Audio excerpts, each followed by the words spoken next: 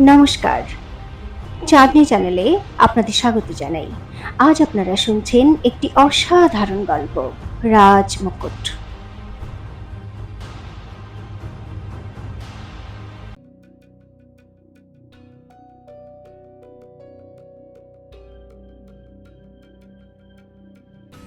যমুনার মতো পোশাক আর ঘুমটার জন্য পাহারাদাররা সুরমাকে যমুনা ভেবেছিল, সেই জন্য ওর দিকে বিশেষ কেউ নজরই দেয়নি।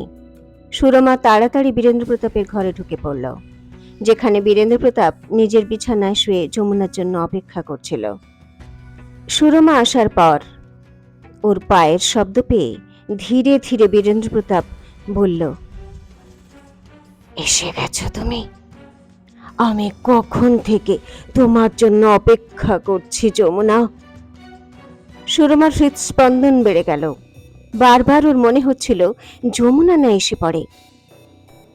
মহারাজ, ও নিজের ঘুমটা খুলে বলল, আমি যমুনা নই, সুরমা। আমি আপনাকে যমুনার বিষয়ে কিছু বলতে এসেছি। বীরেন্দ্র প্রতাপ দ্রুত চোখ খুলল আর জিজ্ঞাসু দৃষ্টিতে সুরমাকে দেখতে লাগলো। কিন্তু যমুনা ওকে যে ওষুধ খাইয়েছিল তার ক্রিয়া এখনো পর্যন্ত ছিল, সেই জন্য ও তখনও ঘোরের মধ্যেই ছিল। যমুনা, ও অবাক হয়ে বলল, তোমাকে এত অন্যরকম কেন লাগছে? কি হয়েছে? সুরমা বুঝতে পারল বীরেন্দ্র প্রতাপ আধো ঘুমে রয়েছে, কেমন যেন একটা ঘোরের মধ্যে রয়েছে। কিন্তু ওর কাছে বেশি সময় ছিল না, সেই জন্য তাড়াতাড়ি বলতে থাকলো, আপনি আপনি যমুনাকে মহারানী বানিয়ে অনেক বড় সর্বনাশ করতে চলেছেন মহারাজ। ও আপনাকে আর রাজমাতাকে পুরোপুরি নিজের অধীনে করতে চাইছে। ও ও একদিন সবকিছু ধ্বংস করে দেবে, তছনছ করে দেবে মহারাজ। আপনার মহারানী কেবল চন্দ্রবতী হতে পারে। আপনি আপনি যে কোনো ভাবে চন্দ্রবতীকে ফিরিয়ে আনুন মহারাজ। এ কথা বলে সুরমা দ্রুত ঘর থেকে বেরিয়ে গেল। বীরেন্দ্র প্রতাপ কিছুই বুঝতে পারল না। ও অবাক হয়ে খোলা দরজার দিকে তাকিয়ে রইল। মহারাজ! তখনই যমুনা ঘরে প্রবেশ করে বলল, কি হয়েছে? আপনি ঠিক আছেন তো? এরকম অবাক হয়ে কেন দেখছেন? একথা বলে ও বীরেন্দ্র প্রতাপের পাশে এসে বসল। বীরেন্দ্র প্রতাপ যেন এখন ঘুম থেকে উঠল। যমুনা, ও ওকে গভীরভাবে দেখে বলল, তুমি এই কিছুক্ষণ আগে ঘরে এলে, তারপর হঠাৎ দৌড়ে পালিয়ে গেলে কেন? কি হয়েছে তোমার? তুমি ঠিক আছো তো? একথা শুনে যমুনার একটা ঝটকা লাগলো। আমি আমি এখানে এসেছিলাম? ও জিজ্ঞাসু দৃষ্টিতে প্রশ্ন করল। তা কি করে সম্ভব? আমি তো এইমাত্র এসেছি। আপনি অন্য কারো বিষয়ে বলছেন না তো? একথা বলেও গভীরভাবে ঘরে নিরীক্ষণ করতে থাকলো। আমার কিচ্ছু মনে নেই, বীরেন্দ্র প্রতাপ গভীর শ্বাস নিয়ে বলল। কিন্তু আমার মনে হলো যেন তুমি আমার কাছে এসেছিলে আর তুমি কিছু বলতে চাইছিলে আমাকে, তারপর তুমি হঠাৎ চলে গেলে। যমুনার মাথায় চিন্তার ঢেউ খেলে গেল। সত্যি কি এখানে কেউ এসেছিল? ও মনে মনে বলল, এমন নয় তো? আমার ওষুধের ক্রিয়া একটু বেশি বেশি করেই হচ্ছে। বীরেন্দ্র প্রতাপের ঘোর কিছুতেই কাটছে না। ও নিজেকে সামলালো আর নিজের কাছ থেকে আর একটা ওষুধ বার করে বলল, আপনি সব কিছু ভুলে এই ওষুধ পান করে নিন মহারাজ। বীরেন্দ্র প্রতাপ যমুনার হাত থেকে ওষুধ নিয়ে খেয়ে নিল আর যমুনার বাহুবন্ধনে হারিয়ে গেল। কিছুক্ষণ পরে যখন বীরেন্দ্র প্রতাপ গভীর নিদ্রায় মগ্ন ছিল, তখন যমুনা ঘর থেকে বেরিয়ে পাহারাদারদের জিজ্ঞাসা করল, আজ্ঞে রানীমা। একজন পাহারাদার বলল, এক রমণী ঘরে ঢুকেছিল, কিন্তু তার পোশাক পরিধান আপনার মতোই ছিল। মুখে ঘোমটা ছিল, তাই আমরা খেয়াল করিনি, ভেবেছিলাম আপনিই বোধহয়।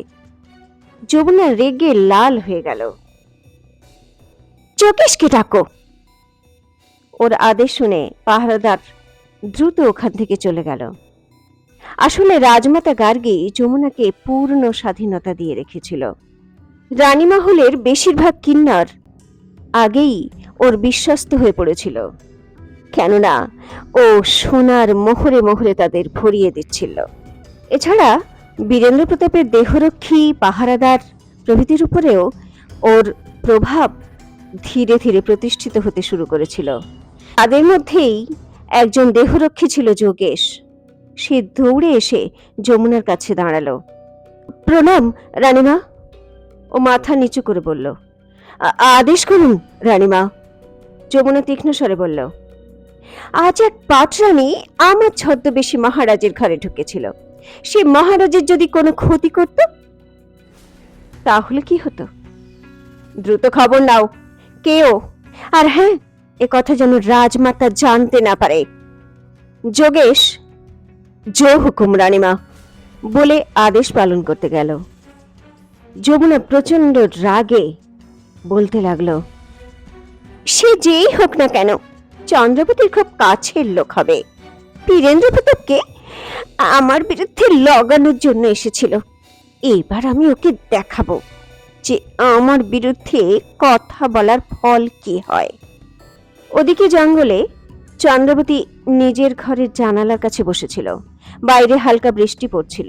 জঙ্গলের প্রাকৃতিক পরিবেশ খুবই মনোরম ছিল। মহারানী মা। উমা এসে ঘরে ঢুকলো। এই নিন, কিছু খেয়ে নিন। এ কথা বলে ও খাবারের থালা চন্দ্রাবতীর সামনে রাখলো, কিন্তু চন্দ্রাবতী সেদিকে ভ্রুক্ষেপও করল না। আমার ইচ্ছা নেই উমা, ও দুঃখের স্বরে বলল। উমা হেসে বলল, আমি জানি মহারানী মা, এখন আপনি মহারাজ বীরেন্দ্র প্রতাপের কথা ভাবছেন, তাই না? চন্দ্রাবতী সঙ্গে সঙ্গে নিজেকে সামলে নিয়ে বলল,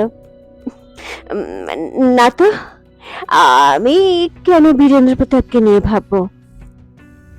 আমার তো আফসোস হচ্ছে ও আমার হাত থেকে বেঁচে গেল।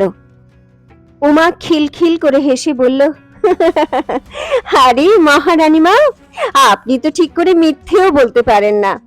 আয়নায় গিয়ে দেখুন, আপনার চোখ অন্য কিছু বলছে। চন্দ্রবতী একথা শুনে উদাস হয়ে গেল। উমা ওর পাশে বসে গম্ভীর হয়ে বলল, আমি জানি মহারানী মা, আপনি এখন খুব বড় দ্বিধার মধ্যে পড়ে গেছেন। বীরেন্দ্র প্রতাপ আমাদের সব থেকে বড় শত্রু, কিন্তু ও আপনাকে ভালোবাসে, আর আপনিও ওকে ভালোবাসেন। না মা, চন্দ্রবতী মনের কথা লুকিয়ে বলল, তুমি ভুল বুঝছো। আমার কোনো ভালোবাসা নেই বীরেন্দ্র প্রতাপের প্রতি। ও শুধু দুর্ভাগ্যবশত আমার স্বামী। উমা ওকে মাঝখানে থামিয়ে দিয়ে বলল, নিজেকে অন্তত মিথ্যে বোঝাবেন না মহারানী মা।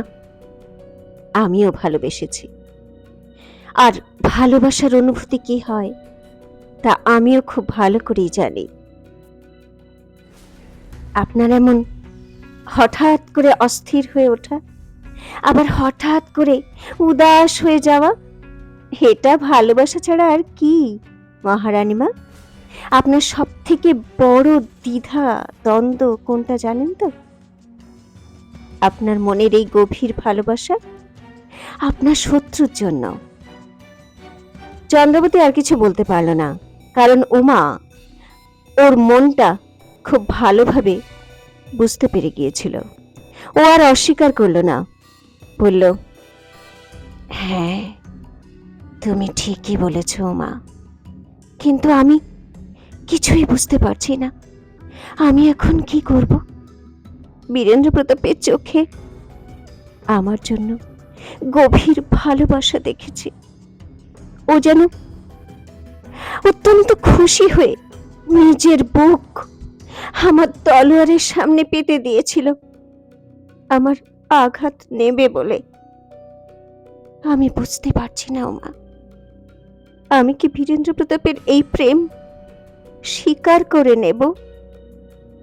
কিন্তু না, আমি জানি ও অত্যাচারী। ও যত ভালোবাসে ততটাই ঘৃণা করে আমাকে। কিন্তু আমি আমি আমি এখন না ওকে ঘৃণা করতে পারছি আর না ভালোবাসতে পারছি। এ কথা বলতে বলতে ও অস্থির হয়ে উঠল। উমা ওর হাত ধরে বলল, যদি আপনি কিছু বুঝতে না পারেন মহারানীমা, তাহলে আপনি সবকিছু সময় আর ভাগ্যের উপর ছেড়ে দিন। ভালোবাসা আর ঘৃণা দুটোই বৃষ্টির জলের মতো, নিজের নিজের রাস্তা নিজেরাই তৈরি করে নেয় মহারানীমা। কিন্তু কে আগে নিজের গন্তব্যে পৌঁছবে সেটাই সবকিছু ঠিক করে দেয়। উমার কাছে এরকম গভীর কথা শুনে চন্দ্রবতী এক পলকের জন্য অবাক হয়ে গেল। ও হেসে বলল, কুমার সূর্যপ্রতাপের সঙ্গে দেখা হওয়ার পর তুমিও অনেক পাল্টে গেছো উমা। জবাবে উমা লজ্জিত হলো। চন্দ্রবতী আরো বলল, ভালোবাসা আর ঘৃণায় জয় কার হবে এটা তো সময় বলবে উমা। আমাদের কাছে সময় খুব কম। আমার প্রভাত, আকাশ আর সোনালের জন্য খুব চিন্তা হচ্ছে। আমাদের খুব তাড়াতাড়ি ওদের কাল কুঠুরি থেকে বার করার ব্যবস্থা করতে হবে। আর আমাকে সুমন্তের ওই সঙ্গীকেও খুঁজতে হবে যার কাছে গোপাল আছে। না জানি ও কি অবস্থায় আছে। আপনি চিন্তা করবেন না মহারানীমা, উমা নিশ্চিন্ত করার জন্য বলল। প্রভাত আর আকাশ থাকতে সোনালের কিছু হবে না। ওরা সবাই তাড়াতাড়ি ফিরে আসবে। আর অগ্নির সাথীরা তো গোপালকে খোঁজার চেষ্টা করেই চলেছে। তাড়াতাড়ি ও আপনার কাছে চলে আসবে। আসুন, এখন খেয়ে নিন, আমারও খুব খিদে পেয়েছে। উমার জেদ দেখে চন্দ্রাবতীও না করতে পারল না, খেতে শুরু করলো।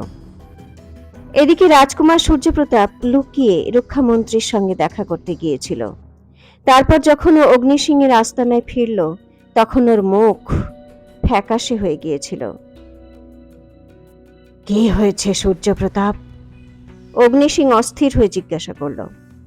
সূর্যপ্রতাপ হতাশ হয়ে বলল, রাজমাতা সব মন্ত্রী আর সেনাপতিকে নজরবন্দি করে রেখেছেন। এখন যতদিন না দাদা পুরোপুরি সুস্থ হচ্ছে ততদিন ওদের সঙ্গে কেউ দেখা করতেও পারবে না। রাজদরবারের সব সিদ্ধান্ত এখন রাজমাতাই নিচ্ছেন। এছাড়াও সব রিয়াসতের সমস্ত সৈন্যদল বিক্রমগড়ের সৈন্য শিবিরে ডেকে নেওয়া হয়েছে। অগ্নিসিংহ চিন্তিত হয়ে বলল, অর্থাৎ এখন কোনো দেওয়ান বা সর্দার চাইলেও তোমাকে সাহায্য করতে পারবে না। সূর্যপ্রতাপ রেগে গিয়ে বলল, রাজমাতা পক্ষপাতিত্ব করছেন। উনি চান এই যুদ্ধ বীরেন্দ্র প্রতাপ একাই জয় করুক, যাতে আমাকে চিরকালের জন্য রাজ সিংহাসন থেকে দূর করে দেওয়া হয়। তারপর বীরেন্দ্র প্রতাপের ভ্রষ্টাচারিতার বিরুদ্ধে আর কেউ গলা তুলবে না। অগ্নিসিংহ এই বিপদের আশঙ্কা করছিল। ও সূর্যপ্রতাপের কাঁধে হাত রেখে বলল, ধৈর্য ধরো সূর্যপ্রতাপ। যদি আমরা অন্য সৈন্যদের সাহায্য নাও পাই, তাহলে আমাদের সমস্ত বাগী সৈন্যকে আমরা একজোট করব, কিন্তু বীরেন্দ্র প্রতাপকে ওর উদ্দেশ্যে সফল হতে দেব না। একথা বলে অগ্নিসিংহ সূর্যপ্রতাপকে নিশ্চিন্ত করতে চাইছিল, কিন্তু ও নিজেও জানত শুধু বাগী সঙ্গীদের ভরসায় যুদ্ধ জয় করা একেবারেই অসম্ভব ছিল। ওদিকে বিক্রমগড়ের শাসন ব্যবস্থা পুরোপুরি রাজমাতা নিজের হাতে নিয়ে নিয়েছিল। যমুনাও রানীমহলে নিজের আধিপত্য বিস্তার করেছিল। রানীমহলের সমস্ত কিন্নর আর বীরেন্দ্র প্রতাপের অঙ্গরক্ষকদের সাহায্যে নিজের ইচ্ছা মতো কাজ করতে শুরু করে দিয়েছিল। সমস্ত পাটরানীরা ভয়ে ভীত হয়ে পড়েছিল। একথা যখন রাজমাতাকে সবিতা বলল, ও হেসে বলল, আমি খুশি সবিতা। যমুনা শুধু বীরেন্দ্র প্রতাপের মন থেকে চন্দ্রাবতীকে মুছে ফেলেছে তাই নয়, বরং নিজের জন্য জায়গা তৈরি করে নিয়েছে। আর রানী মহলে যদিও নিজের আধিপত্য বিস্তার করেই থাকে, সেটা তো আরোই ভালো। এখনো বিক্রমগড়ের মহারানী হতে চলেছে। সব পাটরানীদের ওর সামনে নত হয়েই তো থাকতে হবে। কিন্তু রাজমাতা, সবিতা চিন্তার স্বরে বলল, ওর আদব কায়দা একেবারেই ঠিক নয়। ও কিন্নর, পাহারাদার আর দেহরক্ষীদের লোভ দেখাচ্ছে, ওদের উপর রাশি রাশি স্বর্ণ মুদ্রা খরচ করছে, ওদের পুরোপুরি লোভী করে দিয়েছে। কাল ও ওদের মাধ্যমে সব কিছুই করতে পারে। ও আপনার বিরুদ্ধেও যেতে পারে রাজমাতা। একথা শুনে গার্গী এমন ভাবে হাসলো যেন সবিতা কোনো শিশু সুলভ কথা বলেছে। তুমি কি আমাকে চেনো না সবিতা?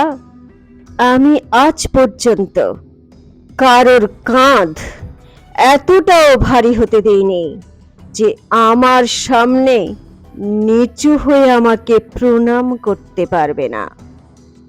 এখানে চিরকালের জন্য আমার আধিপত্য ছিল, আছে আর ভবিষ্যতেও থাকবে। কিন্তু সবিতা যেন এই কথায় ঠিক ভরসা পেল না। সে একটু দোনামোনা করে বলল, কিন্তু যমুনাকে ইচ্ছা মতো চলার অনুমতি দিয়ে আপনি রানী মহলের সব দায়িত্ব ওর হাতে তুলে দিয়েছেন রাজমাতা, আর সেটা আপনার জন্য খুবই ভয়ানক প্রমাণিত হবে। অবশ্যই আমি যমুনাকে ছাড় দিয়েছি, গার্গী গম্ভীর হয়ে বলল, কিন্তু ততটাই যতটাতে আমার উদ্দেশ্য সফল হতে পারে। আর আমার উদ্দেশ্য হলো বীরেন্দ্র প্রতাপকে চন্দ্রাবতীর কাছ থেকে দূরে সরিয়ে দিয়ে রাজকার্যে ওর মন বসানো, ওকে যুদ্ধের জন্য প্রস্তুত করা, যাতে ও এবারে এমন জয় হাসিল করতে পারে যে দ্বিতীয়বার ওর সামনে কেউ আর যুদ্ধ করার সাহস না দেখাতে পারে। আর রইল কথা যমুনার, যদিও নিজের সীমা লঙ্ঘন করার চেষ্টা করে, তাহলে ওর অবস্থাও ওই রকমই হবে যা মোহিনীর হয়েছিল। আরে, যখন চন্দ্রাবতীর মতো যোদ্ধা আমার কিছুই করতে পারল না, তখন এই তুচ্ছ যাযাবরী কি জিনিস? সবিতা এখন আর কিছু বলতে পারল না, কিন্তু গার্গী আর সবিতা একথা জানতই না যে ঘরের পিছনে লুকোনো যমুনার বিশ্বস্ত কিন্নর ওদের সব কথা শুনছিল। ওই কিন্নর যখন পুরো ঘটনা যমুনাকে বলল, তখন ওর মুখ রাগে লাল হয়ে গেল। ও দাঁত পিষতে পিষতে মনে মনে বলতে লাগলো, তুই জানিস না বুড়ি, এই যাযাবরী চন্দ্রাবতীর থেকেও অনেক বেশি ভয়ঙ্কর তোর জন্য। এ কথা বলে ও দ্রুত বীরেন্দ্র প্রতাপের ঘরের দিকে চলে যেতে লাগলো। আর যেতে যেতে ও একজন দেহরক্ষককে আসতে দেখল। রানীমা, ও ফিসফিস করে বলল, আমি খবর নিয়েছি, ওই রাত্রে আপনার মতো পোশাক পরে মহারাজের ঘরে রানী সুরমা গিয়েছিল। একথা শুনে যমুনার চোখ জ্বলন্ত কয়লার মতো লাল হয়ে গেল। ঠিক আছে, ও কঠিন স্বরে বলল, এখন তুমি খুব ভালো করেই জানো এই সুরমার সঙ্গে কি করতে হবে। ওই দেহরক্ষী হালকা হেসে, আগে জো হুকুম রানীমা বলে দ্রুত সেখান থেকে চলে গেল। এখন কি করতে চলেছে যমুনা সুরমার সঙ্গে? বীরেন্দ্র প্রতাপের ভালোবাসা না নিজের উদ্দেশ্য, কোনটা বেছে নেবে চন্দ্রাবতী? সূর্যপ্রতাপের কি উমাকে কাছে টেনে নেওয়া কোনো ষড়যন্ত্র নাকি ভালোবাসা? জানার জন্য শুনতে থাকুন রাজমুকুট, এক ঐতিহাসিক প্রতিশোধ, শুধুমাত্র চাঁদনীর সঙ্গে চাঁদনী চ্যানেলে।